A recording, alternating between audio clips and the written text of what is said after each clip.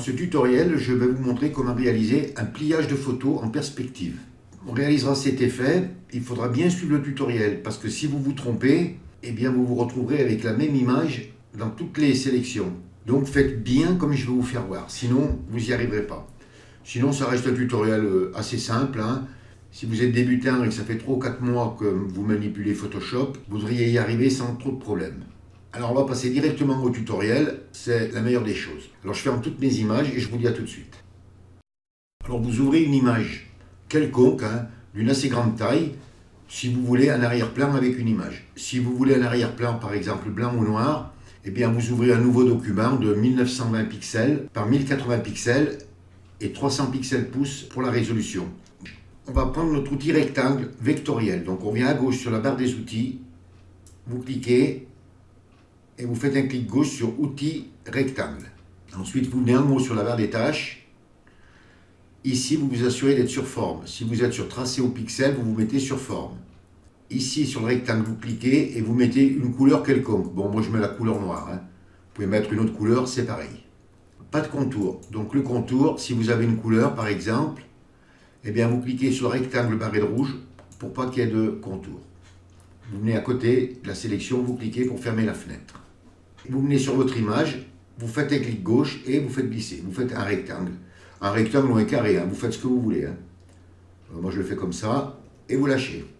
Vous fermez cette fenêtre là et là on va la convertir en objet dynamique tout de suite. Donc vous venez à droite sur la palette des calques, vous cliquez sur le calque d'en haut de la pile et vous faites un clic droit. Il y a un menu déroulant qui s'ouvre et vous venez sur convertir en objet dynamique. Et vous faites un clic gauche sur convertir en objet dynamique. Et on va mettre la sélection de déformation. Donc pour ça, vous enfoncez la touche CTRL plus T. Vous venez à l'intérieur, vous faites un clic droit et vous cliquez sur perspective. Vous faites un clic gauche sur perspective. Vous enfoncez la touche Maj que vous ne lâchez pas, vous la maintenez enfoncée. Vous amenez votre curseur sur la poignée du haut ou la poignée du bas.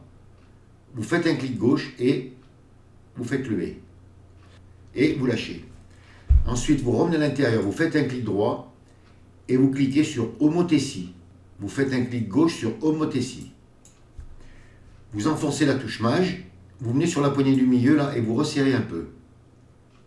Voilà, je vous l'ai resserré à peu près comme ça. Vous la resserrez comme vous voulez, ça c'est pas un problème. Vous venez en haut là sur le petit astérix et vous cliquez pour accepter. Et maintenant on va le dupliquer. Alors là c'est très important. Il ne faudra surtout pas la dupliquer en CTRL-J ou bien venir ici et faire glisser sur le petit carré avec le coin replié. Ça ne fonctionnera pas. Si vous faites CTRL-J, vous mettrez l'image, dans tous les calques que je vais vous faire dupliquer, vous mettrez la même image. Donc il faut venir à droite sur la palette des calques, vous cliquez sur le calque d'en haut de la pile, et là vous venez sur Nouvel objet dynamique par copier. Vous cliquez bien sur Nouvel objet dynamique par copier. Donc vous cliquez une fois, vous revenez sur le calque, vous refaites un clic droit, vous recliquez sur Nouvel objet dynamique par copier, on va le faire 3 fois, vous recliquez Nouvel objet dynamique par copier une 3e fois. Alors autant que vous voudrez l'image, autant de fois vous ferez ça. Et comme ça, on mettra dans chaque sélection une image différente. Alors ensuite, vous prenez l'outil de déplacement raccourci clavier V et vous déplacez vos images pour en prendre qu'une. Alors vous vous assurez qu'en haut là, sur la barre des options, vous ayez bien sélection automatique, la case soit cochée. Si elle est décochée, vous la cochez. Quand on clique sur une image, ça la sélectionne directement et ça vous sélectionne le calque. Donc on va commencer par celle-là. Là. Donc vous cliquez sur l'image, ça vous sélectionne le calque. Ce sont des objets dynamiques. Dans la vignette, vous faites un double clic à l'intérieur de la vignette. Un double clic. Voilà, ça vous ouvre une image, vous voyez, et votre rectangle est plein. Donc si votre rectangle n'est pas comme le mien, complètement plein, que vous avez la forme, c'est que vous n'avez pas fait les choses correctement. Donc vous recommencez. Et là, vous allez importer votre image. Donc vous venez sur Fichier, Importer et incorporer. Et vous faites un clic gauche sur Importer et incorporer. Vous ouvrez le dossier où vous avez vos images et par exemple, je vais prendre cette image. Donc l'image s'ouvre, vous venez sur les poignées, vous l'ajustez. Voilà, vous la recadrez correctement. Et vous venez en haut là sur le petit astérix et vous cliquez. Ou alors vous enfoncez la touche Entrée du clavier. Vous venez sur l'onglet qui est en surimpression là. Vous venez sur la petite croix et vous cliquez pour le fermer. Ça vous ouvre une fenêtre. Et là vous cliquez sur Oui. C'est très important. Si vous cliquez sur Non, ça ne vous transférera pas l'image. Donc vous faites un clic sur Oui. Et voilà, vous avez mis votre image dans votre sélection en perspective. Maintenant, on va faire la suivante. Vous activez le calque du dessus, ça vous met la sélection autour de votre forme. On vient dans la petite vignette du calque que vous avez activé et vous faites un double clic. Donc c'est toujours la même chose. Et là, pareil, fichier, importer et incorporer. Et vous choisissez une image. Je vais choisir une image quelconque, et je vais mettre celle-là, allez hop. Donc j'ajuste, je mets des photos au hasard, des images. Vous mettrez les images que vous voudrez aussi. Donc vous venez sur le petit astérix, vous cliquez. Vous venez sur la petite croix, vous cliquez pour fermer. Vous venez sur Oui, vous faites un clic gauche sur Oui. Et voilà, on a la deuxième image. Maintenant on fait la suivante. Et voilà. Donc on a nos 4 images. Par exemple, si vous voulez changer une image, supposons que vous vouliez changer celle-là. Donc vous cliquez sur l'image, ça vous active le calque, vous faites un double clic dans la petite vignette et ça vous réouvre votre image. Vous venez sur Fichier, Importer et Incorporer et là, vous allez mettre l'image de votre choix. Donc, par exemple, je vais mettre celle-là. Je la positionne correctement. Et pareil, vous cliquez sur le petit astérix, vous fermez le calque, vous répondez oui, et vous voyez, on a changé l'image. Alors maintenant, on va faire notre accordéon. Alors on vient sur ce calque là, on clique dessus, et on va changer la symétrie axe horizontale. Donc on vient sur la barre des menus sur édition, vous cliquez, vous venez sur transformation, et là, vous cliquez sur Symétrie axe horizontal. Vous faites un clic gauche sur Symétrie axe horizontal. Ça vous tourne l'image, vous la prenez et vous la mettez contre. Vous venez sur celle-là, vous cliquez, vous la prenez et vous la mettez contre. Si par exemple la sélection elle vous gêne, eh bien vous venez ici là sur Option de transfert et vous la décochez. Comme ça, vous voyez, elle ne vous gêne pas. Vous cliquez sur celle-là. Donc, ce n'est pas parce qu'il y a la sélection qu'elle n'est pas activée, elle est activée. Et on va lui faire une symétrie axe horizontal. Donc on vient sur Édition, Transformation, Symétrie axe horizontal. Et vous faites un clic gauche sur Symétrie axe horizontal. Vous prenez votre image et vous la collez. Et voilà, on y a déjà donné cette forme de pliage en perspective. Un pliage en accordéon. Alors maintenant, ce qu'on va faire, on va mettre un cadre blanc tout autour de notre image. Alors pour ça, vous venez sur le calque, on va venir sur ce calque là.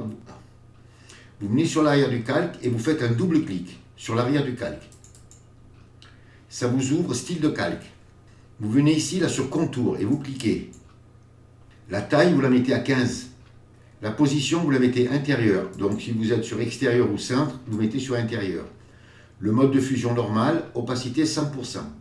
Alors après la taille, là vous pouvez la régler comme vous voulez. Vous voyez, si je l'agrandis ou je la diminue.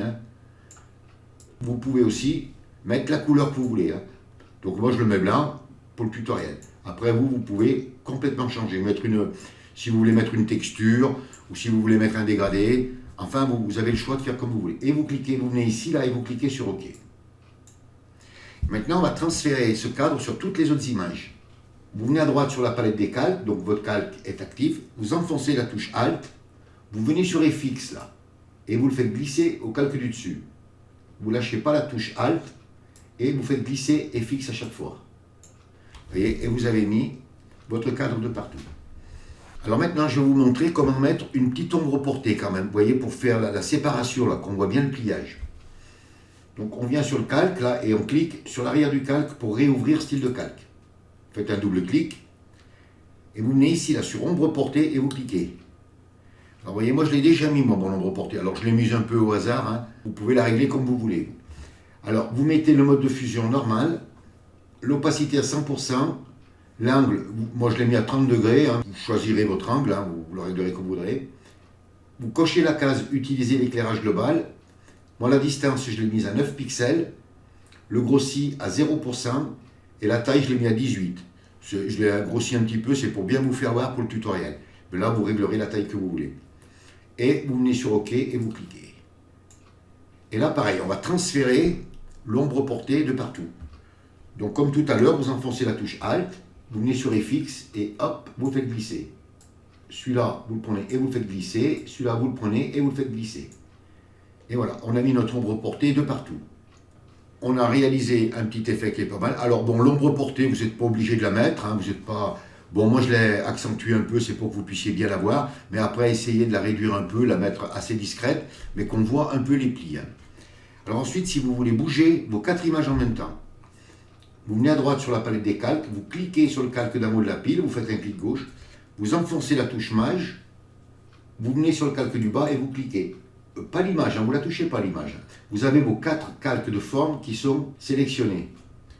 Et là, bon, je vais remettre ma sélection. Et là, vous allez pouvoir les diminuer ou les augmenter. Et vous les positionnez où vous voulez. Vous cliquez, vous venez sur l'astérix et vous cliquez pour accepter. Alors après, si vous voulez, vous pouvez y mettre une petite ombre interne ou une lueur interne.